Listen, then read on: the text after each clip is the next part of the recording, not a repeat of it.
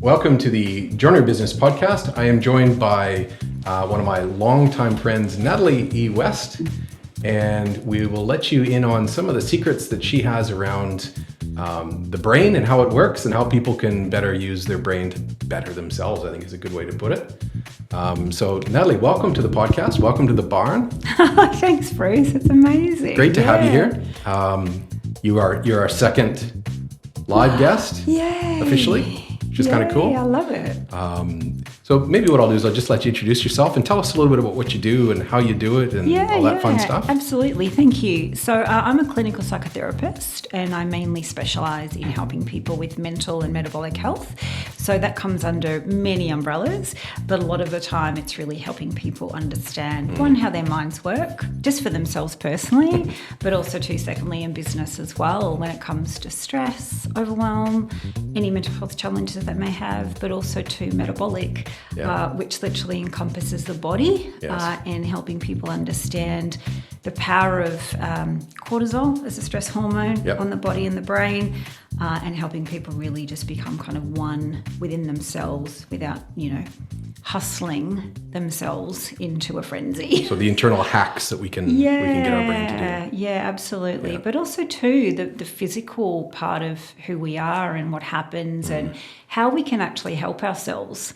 Because it's always not a psychological component. It's also a physical one as well. Yeah. So you and I met quite a few years ago now. I think we were in one of those business events, and was it a speaking event or? I think it was one of those things where you and I kind of looked at each other. Well, this is probably a little weird. Maybe this isn't quite for us. That's right. We ended up chatting about something else. That's right. We were looking at each other going, are we the only ones getting this right now? No, that's right. That was 5 years ago? Probably a bit longer. But wow. The one thing that I really loved about what you do is, first of all, you're business focused. Yeah. So you focus on business and business results. Yes. But you also look at, what drives people. What is it that internally can work people through some of the barriers? Yeah. Give me an example of a typical person that you would work with and some of the typical problems that they might have that you can help them with. Yeah. So a lot of entrepreneurs and business owners will come to me because what they've done is, in essence, I guess they learn to go external for, sales support or customer support, and it's always externalized. But what I tend to do is then actually teach them how to actually go internal, because your internal environment also is a component of your external environment, which is your business. Yes. So a lot of the time my clients are quite high end, they have lots of staff, but they're running themselves ragged and Sounds being familiar. really stressed. Yeah. Right? And really what they're doing is they're trying to decompose their stress with putting in more systems. Yes. That doesn't work. So that makes more stress. Correct. Yeah. So what we've got to do is understand the power of our external environment is a reflection of our internal environment. Right. And sometimes that's a little difficult sometimes for people to wrap their heads around, because if you're operating in a really stressed state and you first wake up in the morning, your energy is up here. Guess what you take into your environment? Your energy up here. So energy is really powerful too. So a lot of the time I hear the same thing over and over again. I've done this XYZ externally, but nothing's changing because we're not looking at the internal structure of, hold on, why are you stressed? Yeah. Are you sleeping? What are you eating? I was going to get to that. I was going to ask you, what are some of the, let's say the little triggers or things that you can start people on? Like, what is it? If I was to wake up tomorrow morning and go, you know what, I'm feeling the way you just described. I'm feeling, my stress is high, so my energy levels are really high. I can't maintain that through the whole day. I already know that. Yeah. So what are some of the things that I can start working on that even things out for me? Yeah, so what I'll do, I'll get clients to always tell me their main list of things that they experience, and then what we do, we kind of reverse engineer them. Right. So one of the things... So brain dump? Yeah, pretty much. Just and there's also helping people understand what's consciousness and what's unconscious. So a lot of the time when I talk about unconscious, that can be past repeated patterns around, the identity of stress, or I've got to be busy, and I've got to be hustling. And, I guess also too in Australian society, we get that mentality sometimes. The more you hustle, the better it's going to be, which in effect, it makes things worse. But calming and grounding actually helps and will elevate your business. It's one of those things that I talk about a lot where coming from a Canadian, it kind of sounds a little bit weird, but we talk about being the good old Aussie battler. Yeah. It's one of the iconic statements here in Australia. But I often wonder, do you really want it to be a battle? You know what I mean? It's one of those things that some people wear as a badge of honor, that I'm battling through it. Does that become a psychological imprint where people believe that if they're a battler, it's a good thing? Talk a little bit about that imprint that people have that may be holding them back. Really good. A lot of the time I'll hear a lot of anchors in identity of hustling. So really it's about, where did we learn that? And a lot of the time we learn it between a very significant stage in our life, which is our upbringing. Mm-hmm. So if we have a dad or a mum that's always hustling and hard work, and you don't see dad in the morning, you don't see dad at night, and then he's or if we happen to be on social media watching Gary Vee in our formative years, we believe that that's how it should be. Absolutely. So we form these identities, and what I call, we tend to wear different jackets depending on our environment. And, we do have this mentality of, the harder I hustle and the longer I work, that the more successful that's going to be. Yeah. But, we can look at external success, but what about internal success of what you're doing for you? Because I tell you right now, you cannot operate a business on 10 engines if you're operating on one. Yeah. It just doesn't work. Yeah.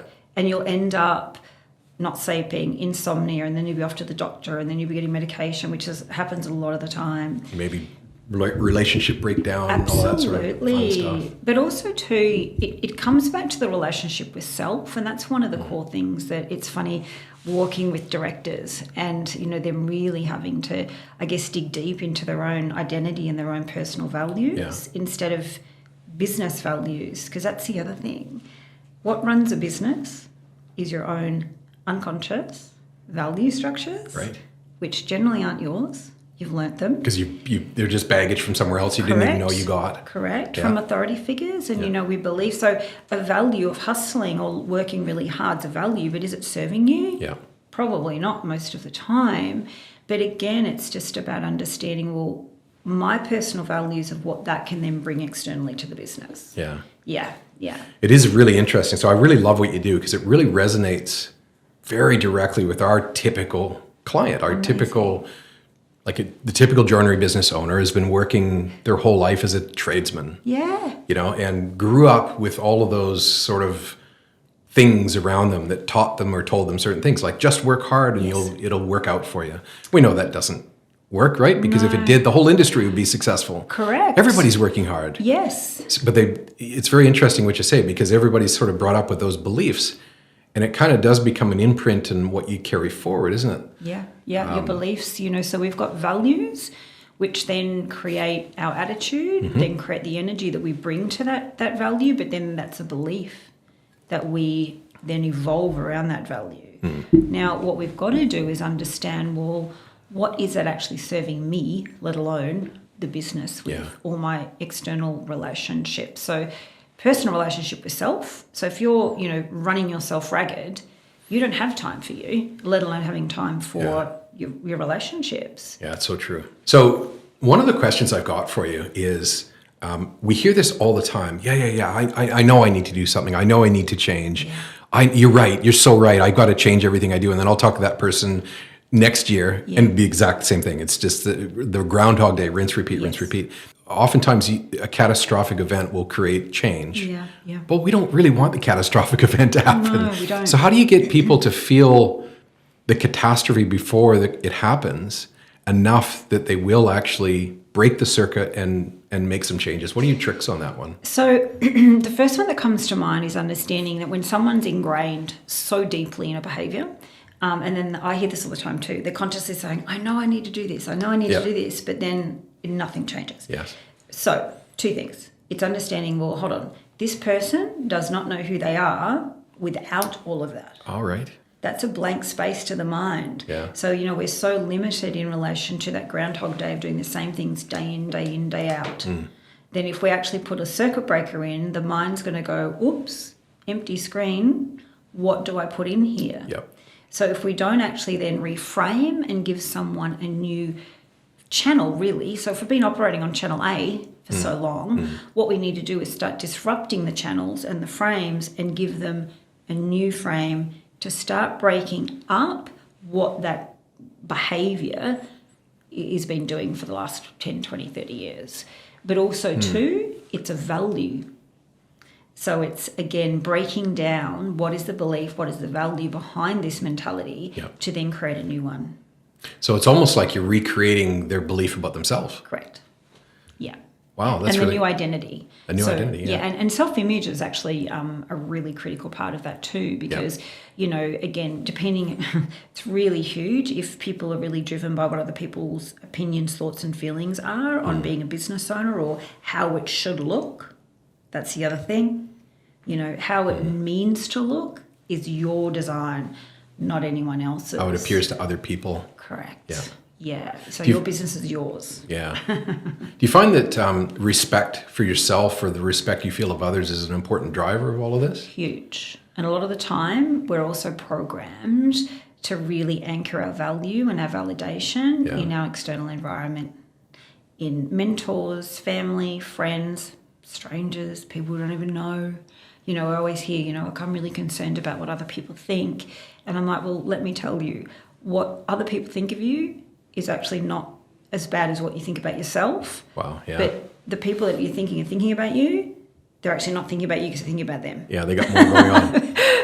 Right? So it's just this vicious cycle of just really working out, well, what does that serve you with? And a lot of the time, it's getting rid of that so that they can then create a new belief of letting that environment go. What I'd love to hear, because I've been a fan of your journey for a long time, and I've seen your growth as you've gone along as well from a bit of a distance. Yeah. Tell me a little bit about your own journey through your own professional development and how you've arrived where you are right now, and what are some of the light bulb moments or turning points for you over the years? Yeah, so I was in a 20-year corporate career. 20-year corporate career, wow. Because I'm old, Bruce. 51, man.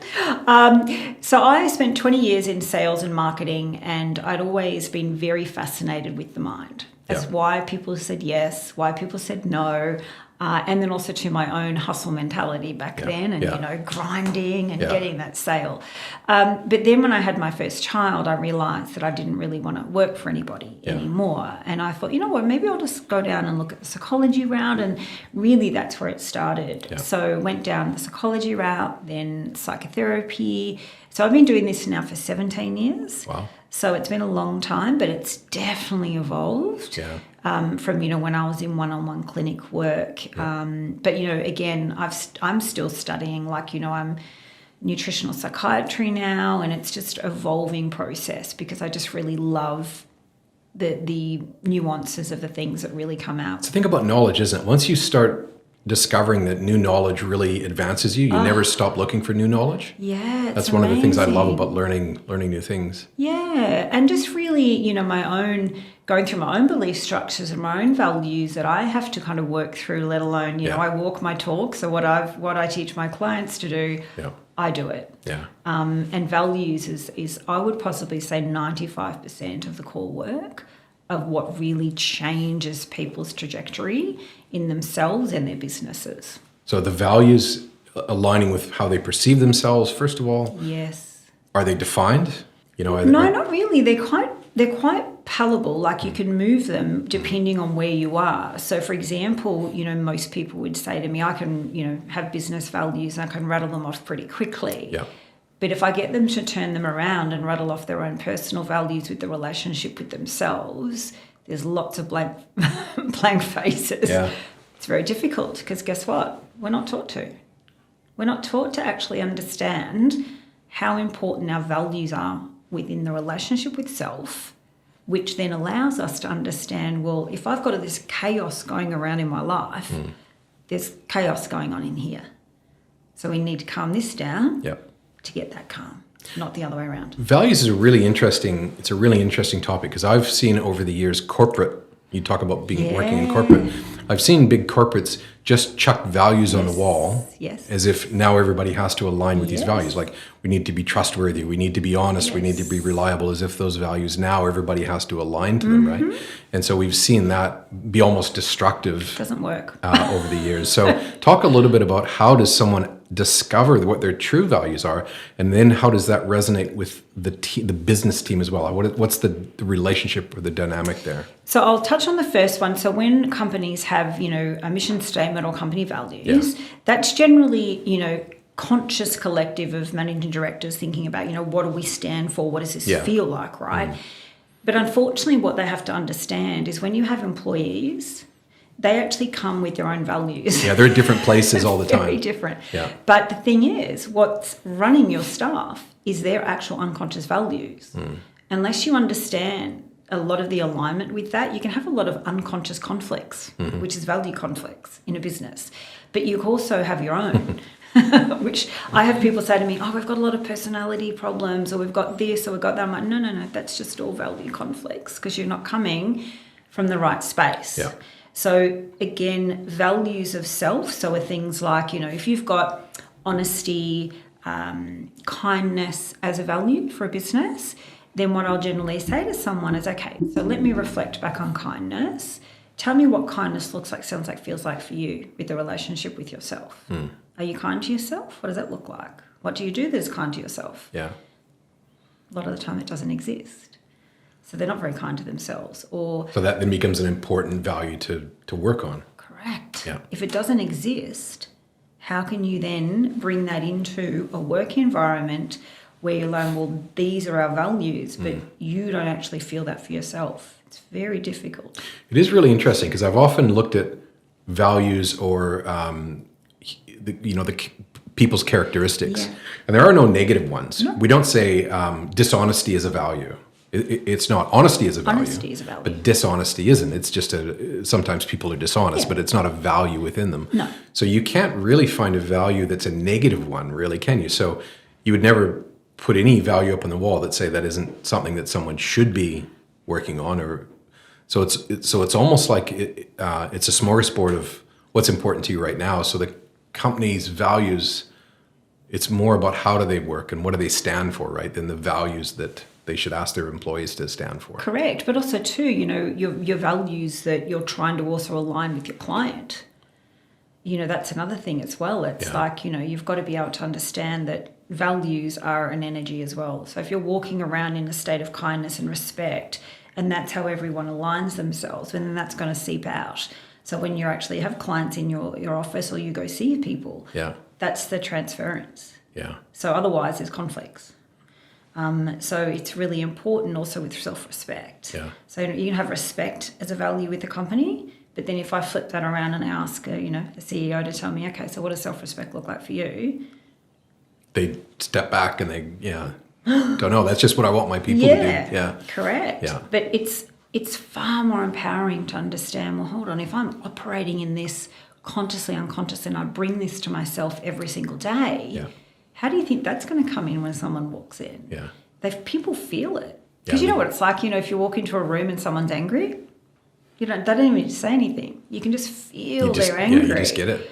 Right. Values work exactly the same way. Yeah. I love it. So, again, we'll come back to our typical client, people so you and I talked a little bit before you jumping in here about what we might touch on. And a lot of it is overwhelm and stress, like on a day-by-day basis. I talk about it a lot, and I don't know if it's a thing, but I certainly believe that the pandemic has changed the pace at which people believe we need to go at. It's almost like it's now doubled or tripled. And has that caused a lot more stress and overwhelm than we realize? Absolutely. Yeah, because people are kind of feeling like they're resetting all the time. Yeah. And then, then you've got the stress of financial on that and just personal, mental, everything. Yeah. So, I definitely seen since the last 3 years, lots and lots of people who, if I looked at them before, there was stress there, but this has seemed to be far more exacerbated and heightened. Yeah. Just because when we go through an experience like that's fear, right? So fear is a pretty strong thing for people to go through. Because we didn't know what was going to happen on the other side. And the longer it went on, the more, I guess, fearful we became. Like, fear what's it? And unknown. Yeah. So, the other thing that I help my clients and teach them is to be in the unknown is actually one of the most powerful things you can be in. Wow. Yeah, because when the universe or the world or the environment throws things at you and it's unknown, you'll be able to handle it a lot more. So I need you to say that again. So that struck me. So the being in the unknown is the most powerful space. Powerful space, as opposed to being in certainty. Being in certainty, being in familiarity. Yes. So our minds love familiarity, whether Yes. or not it serves us or not. So that's the other thing. We can have values where we think that they're serving us, but in effect, if we pull them all apart, Yeah. they're actually not healthy at all, and Yep. they're not serving us or the business. So the unknown is what I call being very, very conscious. So our minds literally have thousands of things going off every day. So Maybe millions. Millions, Yeah. really. So your mind is either in the past or in the future. So people will, I'll give you an idea. So when most people go to bed at night, the first thing that they do is they get into bed and they're on their phone, and we'll have a chat about that later, screen time. But their minds are either going to be in the past, which is that day or the day before or the month before, or even 6 months ago. So they're actually going to bed in a past programmed state in their mind. Right. And they're actually thoughts, feelings, and reactions are in their body in the moment. So you can have a thought that happened 6 months ago that was stressful. You can be in bed tonight and your body's in the exact same position it was 6 months ago. You never reset. No. Right. And what happens is, guess what? Your cortisol goes up, which is a stress hormone. Then you go to sleep like that. You're not going to sleep very well. Now, again, what happens? Because your mind is like, well, I only ever have the filing cabinets of the past, or I can project into the future.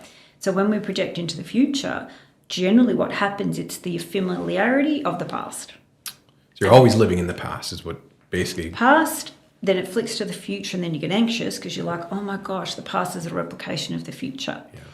Then the minute you wake up in the morning, you wake up, you're either in the past again, you're in the future.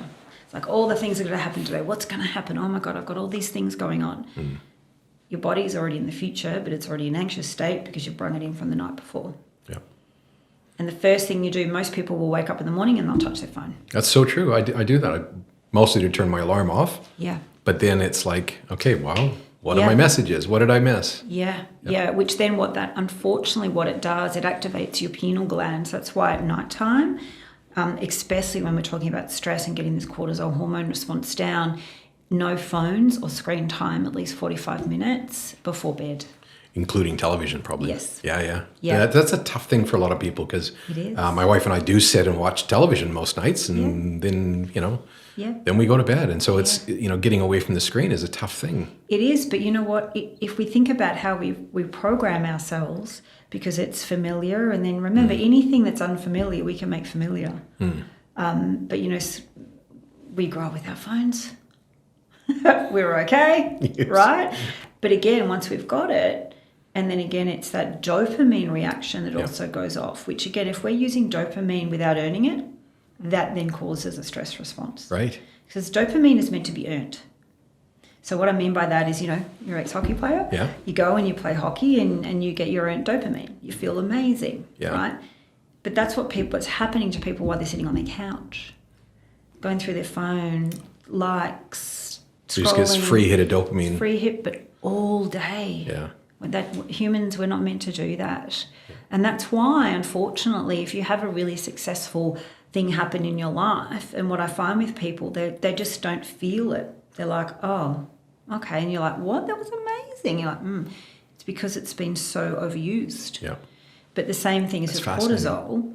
You won't sleep properly. So we'll just explore this for a few minutes. Yeah. I'm finding this really interesting. So when, let's say a business has little wins. Yes. So I think what you're saying to me is now it's even harder for them to feel those little wins. Yeah. Because the way that we've been functioning for far too long has taken that ability away from us to... Correct. Oh, that's fascinating. Correct. So it's a thing of like, if you hear children, they're like, I'm bored. I can't be bored. Yeah. So they've got to fill that gap.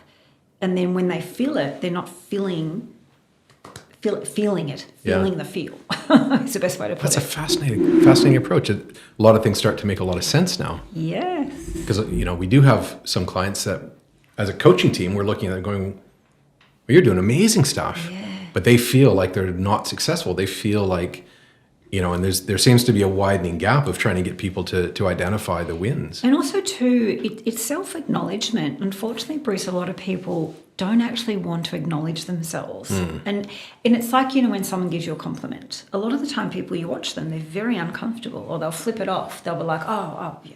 We're just not set up to actually say, you know what, thank you so much. I really appreciate that. But actually own it. Yeah. But also, too, I teach my clients to actually acknowledge what you're doing. Pat yourself on the back. Yeah. It doesn't mean that you've got a big ego if you're saying, you know what, I did a great job. Look what I've done. Look what we've done. Right? Because what happens if you don't do that? You don't feel. It's so fascinating, because like you say, even, I find myself, if someone says that you've done a great job or whatever, I do find, I sometimes will go, no, it's because I'm always thinking, well, it could have been better. We could have done better. And I always go into that space. Yeah. We often talk about how we're brought up too. Like we would sit down for meals with my family, a family occasion. My mom she's an amazing cook. Like her food is just unbelievable, right? And everybody's going, this is so amazing. Yeah, and she'd be like, and we'd say, Mom, the apple pie is great tonight, or the beef was beautiful, and she would go, oh, it's a little undercooked. Like her immediate thing would be negative. It's a little undercooked. Yeah, it's fascinating. So that generationally must go back as well. That it does. Well, we learn that. And, the most critical time in someone's life is between the ages of 0 to 7. That's what we call our pre-cognitive commitment phase. Yeah. So every single thing that we learn through auditory, visual, kinesthetic, we learn that from authority figures. So, we don't have the ability either to filter out what we don't like or what doesn't serve us. So a lot of the time, that's really by the time we're 12, our unconscious self-image is... That sets the wiring to a certain degree. It does. And unfortunately, a lot of it is very negative. Yeah. So, conflicted, negative self-images, which is where a lot of things that show up internally and then externally in businesses. Yeah. Fascinating. Okay, we're unpacking a ton of stuff here. I'm not going to sleep tonight because I'm going to be thinking about all this stuff. With every episode here in the barn, we always shift gears a little bit at a certain point. So I'm going to shift some gears here right now. And I've got a really, really serious question for you. Are you ready? Yes. Imagine yourself, you've got no more concerts you can go to for the rest of your life. Ooh. You can't see any more bands. Okay. You're banned. But you can see one more, and you can, and we have the ability to go forward in time or backward in time. So you can see anybody alive or dead one more time for the rest of your life. Who would you pick to see? Elvis Presley. Wow. Yeah. That came out of left field. Elvis Presley. Elvis Presley. Wow. Yeah. I grew up with his music. Yep. My mum was a huge fan. Yes. And I'm still a fan. I just love watching him perform. I think he was such a unique human being. That's a fascinating answer. I haven't heard that. You're right. I mean, it would be good because we think we know, but it would be good to actually have been there. And in that. And I think the main thing I'm thinking about is the 1969 comeback special that he had in the leather suit and the round stage, and just to be in that experience. And he brought a lot to the music industry. Like he was, that really first pioneer of the white guy. Yeah. That sounded like he wasn't. That's fascinating. If I was to have guessed who you would have picked, I wouldn't have picked that one. Yeah. I often say James Brown. Yeah. Similar era. Yeah, similar era. Yeah. Yeah. But now I've asked this question a few times, now I'm starting to explore it a little bit more, and I'm thinking more. James Brown would be cool, but Led Zeppelin would have been pretty cool to see in their heyday as well. Yes.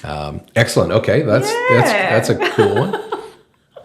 So shifting gears back again here, tell us a little bit about what you believe 2024 is going to bring in positive things for the world. I mean, there's a lot of garbage going on around. There's a lot of stuff that's just bringing everybody down. Yeah. What do you think 2024 is going to be on the flip side, on the good side of stuff? I think the last couple of years of experiencing us is to really realise that, we don't have to sit in the traffic for 3 hours a day to get to work true. and get home. If we can all survive and work really well from home. I think that was probably one of the most mental, like the metabolic positivities that came out of that time. So I think if people really honour that for themselves, but also too, I'm a really big fan of your reality is the one that you choose to build. And the external reality is it may show up in whatever case it is, and we read the news or whatever, which I don't do. I just don't, subscribe because it just doesn't energetically value with me. So I'm just like, okay, I'm aware of what's going on, but I build my own reality, and that's what I help my clients do too. Yeah. So, if we're going on a timeline and your timeline has not worked for you in the last 4 or 5 years, and then you're looking for external validation through that timeline, that's not going to work. Yeah. So what we've got to do is bring it back inward and go, right, what is my timeline? What do I want it to look like, sound like, feel like? Yeah. And where am I going? Because your mind needs direction. It needs to know the path that you're on, but you can't do that unless you know what path you're on within yourself. Yeah. And that means bringing you back your mental and metabolic health. Yeah. You cannot have one without the other. They go hand in hand. Fascinating. 2024. Yeah. New year. Hasn't happened yet. Yeah. What is 2024 going to bring for you? What are the new developments for you professionally in 2024? Yeah, actually, lots of really exciting things. Just working with a company who work with addictions. So high-end addiction clients who don't want to go through the system. So they want to do it privately. So that's really exciting for me because, the work that I do for business people who are struggling with whether it's alcohol or drug addiction, to have someone that can support them in both of that sectors, I find that's really my core focus for the next year. But just personally, just my own mental and metabolic health, making sure I'm, following my own rules. A little bit of drinking your own medicine. Yeah, absolutely. Because I do a lot, and I couldn't function if I didn't, know that I had to be in bed by a certain time and feed myself and fuel myself the right way. So, they're really high value things for me though. Yeah. I don't think about doing them. I just do them. Yeah. But really it's just also helping my clients just get through. And I think this year especially, now that we've kind of got to this year, I think people can kind of breathe a little bit easier. The sky didn't fall. Yeah. And it's kind of like, okay, now we feel okay. Now really kind of look at what we're going to create. Yeah. And I always say it's creation. Every single moment you're thinking, you're creating. So be very, very careful where you're thinking from. Yeah. So that's the other thing. Cool. So we've talked a little bit about overwhelm. Yeah. And we certainly find the vast majority of the people in our industry are working in overwhelm. Yep. Whether they're wildly successful and they don't quite know it or not, they still seem to be quite overwhelmed. If we were to connect you with one of our typical members and we wanted to try and get them out of overwhelm, try and break that circuit, get them on the right path, basically. Yeah. What would be the first? I'm going to throw you under the bus here a little bit. Right. What are the first 3 things that we would start working with them on? Point 1, point 2. What are the first few things that they need to start doing? So my first question would be, I would need to understand what looks like, sounds like, feels like overwhelm for them, where their mind goes to, whether it's internal or external, and kind of get a bit of a map. So what's creating it in the first place? Yeah. Correct. A lot of the time it's quite funny when we go through that roadmap and people think that they know what it is. And then I pull it out from the bottom. I'm like, well, that's actually what it is. Yeah. And it's a lot of programming, a lot of beliefs about self. Yeah. And also, too, a lot of imposter syndrome pops up. Yeah. So. But that exists in all of us, right? We all think. It does. Yeah. It does. But there's a level of whether or not we're conscious with it or not. And that's what sometimes holds people back. Again, people can be a certain level of success, making sure it's their own, not comparison. Again, we don't compare. What that looks like for them, but then secondly, it's like, well, what is the next step for them, right? But again, coming back to overwhelm and stress with most clients, it would be like, I want to know what your routine is, what you do every day. So step 1, let's figure out where it's coming from. Yep. Step 2.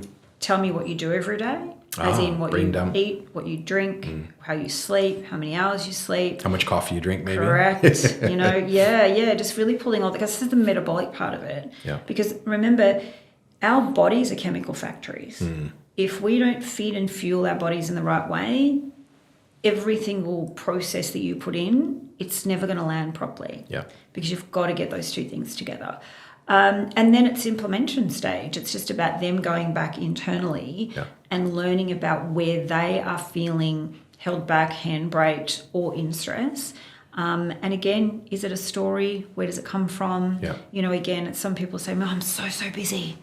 And I'm like, great, tell me what I haven't got looks enough like. time is one of my favorite sayings. Yeah, I haven't got enough time. But again, we've got to say, well, what does that look like and where does that come from? Yeah. But really, what does that mean? Yeah. I don't have enough time. Yeah, because nobody can make more time. It's actually whether you're conscious with your time or you're unconscious with your time. We're trying to do too much. Correct. In the time. And why? Yeah. You could actually be far more powerful, like I said earlier. Getting you into groundedness, into calmness, and into unknown can actually make you far more powerful in doing the things that you need to do than actually trying to do 50 things at once when you're not even on the planet with those things. So it's about just focusing on one thing at a time, if you can. Correct. Yeah. But also doing it properly in relation to, well, I have what I call this reset. So, it depends. Some clients will say, right, what is your 3-hour reset and 4-hour reset? So in that reset time, we go through the priorities and say, right, they're the reset times. I like the word reset. That always sounds, we all want to reset. Yeah. So you may have 2 or 3 of those a day. So, for example, one client right now I'm thinking of is like from 10 to 1, he's operating on a reset for him. Right. To go, well, I'm not going to do the invoices, I'll give that out. And then, it's more about managing the business in relation to, I always ask clients, are you in the business or are you on the business? Now, it's about being in the business versus on. And a lot of the time, it's them in it instead of working on it. Yeah. And that's where the reset comes in. It's really fascinating, this whole topic, and we haven't got enough time today to branch into it all the way, but we even go another level past the on the business because, I don't know, I've always used the example, well, I've got an old vintage car, let's say, and I love working on cars. So I'm going to drive my car on the weekend. Yeah. What do I really love? Working on the car or driving the car? So what do I really want to be doing? Yes. Working on the car? No, I actually just want to be driving the car. So why, this comes back to this belief that we've been built in. Even now, we're talking about people getting out of being in the business and working on the business. Now we're starting this belief of you should be working on the business all the time. And I'm actually challenging that, going, maybe not. Maybe what you should do is get out of the business. So that should be the goal. So you don't have to work on it all the time. Correct. Yeah, so it's lifestyle too. Again, I'll always say to people, we've got our internal values, but I also teach people how to do their career values, their lifestyle values, and, their own relationship values as well with other people. Yeah. You just can't have one set. They've got to flow and they've got to be some level of order. I don't really like the word balance because I think it kind of me too. gives the brain... Well, you never get a balance. You have to be comfortable with and what is it? unbalance because, it's going to balance back eventually. But that's the trick, right? Is to make sure it does balance back eventually. Yeah, exactly. Yeah. So it's just more about really, stress is the first thing when I hear overwhelm or stress, it's coming back to, what are you doing? Do you find that sometimes stress and overwhelm comes from the fact that you're just trying to do too much? Yeah, you're doing too much, but also we can also have physiological stress and biological stress, which is basically coming back to nurture and nourish. Right. So, I can have a highly stressful individual that looks stressed, but then if I pull apart what they're eating or what they're drinking, and then we're like, oh, that's mainly where the stress is coming from. You're drinking 5 cups of coffee today or whatever. I come back to coffee because I drink way too much coffee. Yeah. But also too, it's like, well, if I'm having a donut with that coffee and then that's going to give me a huge insulin spike, then what's going to happen in an hour or 2 hours? Crash. Yeah. So that then is stressful. It creates a cycle. Our brain's not working properly. It's in a glucose coma. So it's all a very, and it's probably quite unique, to hear someone talk about it from that point of view, because most of the time businesses, when I hear it from my own clients, like, oh my gosh, no one's ever asked me what I eat. So tell us about your practice. Like how do people contact you? How would someone work with you if they went, oh, I really love what she's saying, which I'm sure people will. Yeah. What's the connection, and how can they reach out? Yeah, absolutely. Just either through my website, which is Natalie E, so west.com. And then just book in a little Let's Start Here call. And that's a 30-minute free call where we can just jump on and have a chat and just see what's going on. Yeah. It's really simple. And then you can follow me on Insta or, whatever. On all the socials? All the socials. Yeah, LinkedIn probably is the most, yeah. Well, this has been fascinating, and I'm you. really, really glad you took some time out of your day to come and see us in the barn. Oh, thank you for asking me. And we'd love to welcome you back in a little while and take things to the next level. Awesome. Thank you. Yeah, so thanks for your leaving us with one final thought. One last thing we like to do is if I was a business owner in overwhelm, what would be the thing that you would want to leave that person thinking about to get out of overwhelm? I know we talked about 3 things, but what would be the dominating focus that you would want them to? I would really like them to look at what that feels like for them to be out of overwhelm and what their life would look like on a day-to-day basis. Yeah. So sometimes they get so ingrained into the now. What I'd like them to do is to step back and observe and go, right, if I wasn't in this space, what do I want it to look like? What do I want to feel like? And what is the outcome? It's almost like a mirror. How do you actually appear to yourself? Correct. Because one thing too, really importantly, is if you keep creating the same data, you get the same evidence. That's true. Create new data and you'll get new evidence. Yeah. But we've got to get very conscious in that evidence and start changing it so that then you can then say, well, actually, that's now where I want to go. Yeah. Yeah. I love it. Thank you. Beautiful stuff. Thanks, Bruce. Thanks for coming in. No worries. Thank you. And welcome to the podcast. I love it. All right. Yay.